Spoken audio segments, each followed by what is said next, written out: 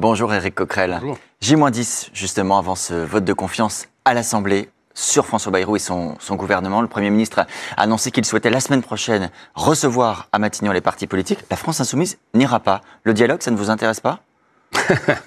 Le plan de sauvetage de François Bayrou, non, ça ne nous intéresse pas. C'est-à-dire faire mine de négocier avec François Bayrou sur quelque chose qui n'est pas sur la table, puisqu'il l'a dit lui-même, il n'est pas question de revenir sur les grandes lignes de son budget d'austérité. Mais il a dit aussi qu'il était prêt à discuter du contenu. Non, oui, non.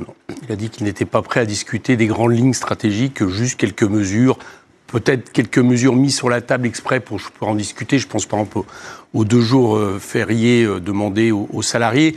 Donc tout ça n'a pas de sens. Et d'ailleurs, vous remarquerez, j'ai cru comprendre que, y compris les groupes qui vont y aller, disent que ça ne changera pas leur avis. Le 8 septembre, François Bayrou va tomber, le gouvernement François Bayrou va tomber, et avec lui son budget. Donc ce serait une perte de temps pour vous d'y aller. Je précise que les écologistes ont également dit qu'ils n'iraient pas. Oui. En revanche, les socialistes doivent vous répondre aujourd'hui. Qu'est-ce que vous avez envie de leur dire ?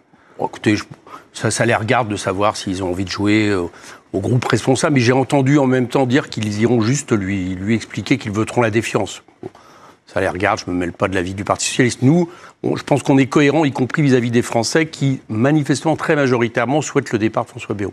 Le chef du gouvernement, pour argumenter, sur TF1 il y a 2 jours, et à nouveau hier au MEDEF, a insisté sur l'avenir des jeunes. Il dit demain, si on ne fait rien aujourd'hui, ce sont les jeunes qui paieront la dette de la France pendant toute leur vie. Et je le cite, tout ça pour le confort de certains partis politiques et pour le confort des boomers qui considèrent que tout va bien. Je précise, les boomers, ce sont les personnes qui sont nées dans les années de l'après-guerre. Faire des efforts pour l'avenir des jeunes, ça, c'est pas un enjeu ? Pour l'avenir des jeunes, moi je serais François Bayrou, j'arrêterais de faire du catastrophisme et d'appeler à la pression des marchés pour faire en sorte de sauver son gouvernement. C'est ce qu'il est en train de faire. Quand je dis catastrophisme, c'est pas tant que la dette n'a pas d'importance, surtout quand elle a été creusée pour faire des cadeaux fiscaux aux plus riches et non pas pour investir, donc ça me regarde. Mais ce coup-là, c'est-à-dire d'en appeler à la dette, d'exagérer le danger de la dette pour en réalité attaquer l'État social, la protection sociale, vous n'êtes pas inquiet etc. de ce qui se passera demain ? Comment ? Vous n'êtes pas inquiet de ce qui se passera demain ? Je suis inquiet de ce qui se passe demain pour le pays.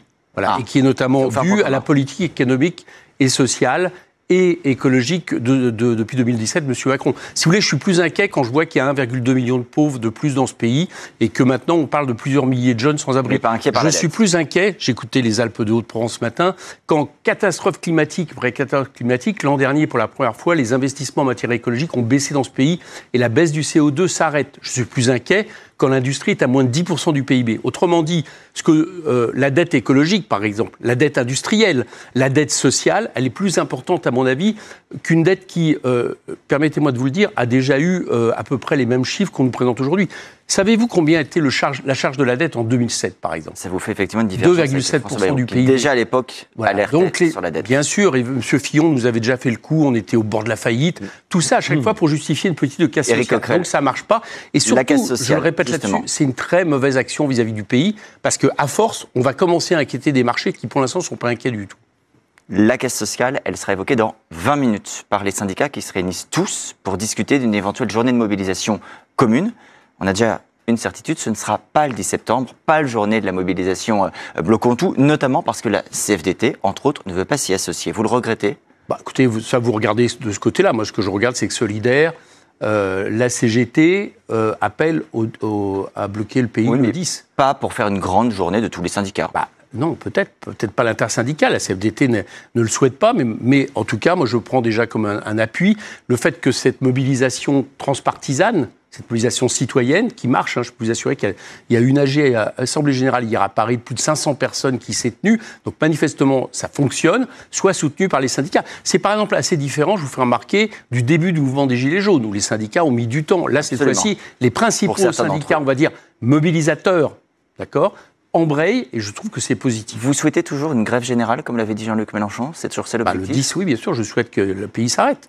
Et pour que le pays s'arrête, faut que les salariés s'arrêtent. Donc plus il y aura de salariés qui s'arrêteront, plus on montrera un mécontentement, une colère, et surtout plus on indiquera un autre objectif, parce que M. Bayrou, c'est infusible. Mais maintenant, il faut en finir avec cette période d'instabilité. Vous me parliez de la dette. Mais la question des marchés financiers, c'est d'abord l'instabilité politique. L'objectif, c'est la chute du chef de l'État. Moi, je ne vois pas d'autre solution aujourd'hui pour régler le problème démocratique et politique qui nous est posé.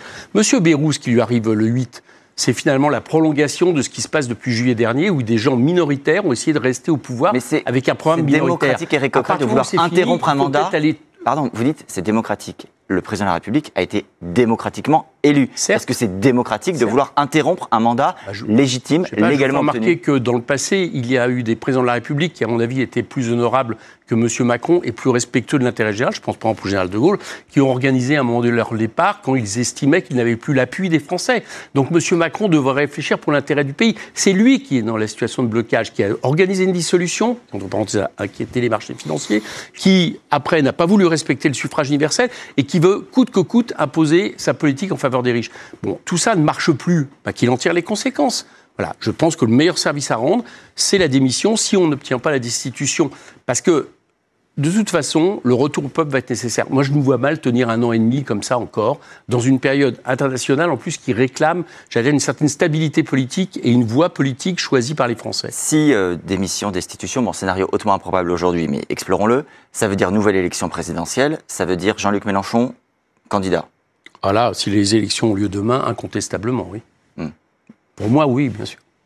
Avec un soutien de la gauche qui est totalement inexistant. Avec un soutien, écoutez, déjà, il y aura un soutien des Insoumis, manifestement, et de ce que dans le rapport de force à gauche, c'est quand même pas négligeable. Vous avez peut-être entendu qu'en cas de dissolution, c'est-à-dire nouvelle élection législative des députés, le président des députés PS actuel, Boris Vallaud, dit qu'un accord sur le programme, sur le fond, entre PS et LFI, ne paraît pas concevable. Ce sera donc chacun pour soi. J'ai entendu que je suis content que vous disiez ça, parce qu'on nous dit...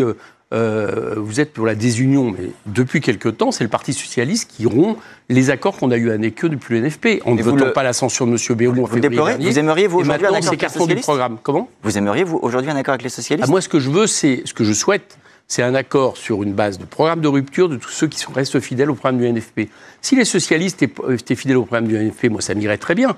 Malheureusement, c'est plus le cas. Et effectivement, ça change la donne. Ça veut dire que, par exemple, un Premier ministre de gauche qui serait un socialiste, je ne sais pas, prenons un exemple, Olivier Faure à Matignon, qui permettrait de mener une politique de gauche, pas insoumise, mais de gauche, vous diriez oui ou vous diriez non ? Écoutez, il y a deux solutions. Soit c'est pour mener le programme du NFP, c'est un programme de rupture qui a une cohérence, qui est la seule chose qui est logique face à la politique d'offre et de compétitivité que nous vivons.